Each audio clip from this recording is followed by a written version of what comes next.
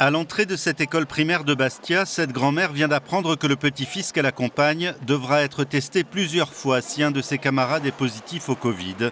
Elle s'y résigne. C'est un peu dur pour les enfants, c'est un peu contraignant, mais si on est obligé de passer par là, on passera par là.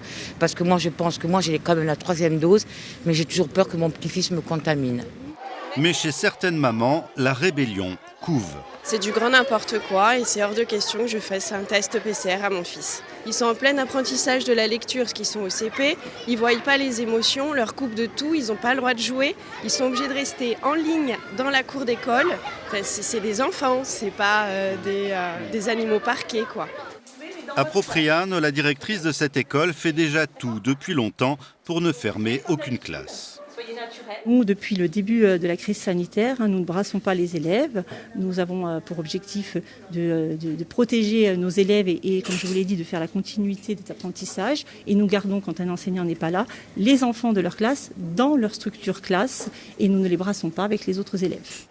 Mais les syndicats enseignants sont vent debout, d'autant que le nombre d'instituteurs et de professeurs malades est monté en flèche. Aujourd'hui, j'ose le dire, l'école est devenue un paravent pour faire garderie et pour que l'économie fonctionne.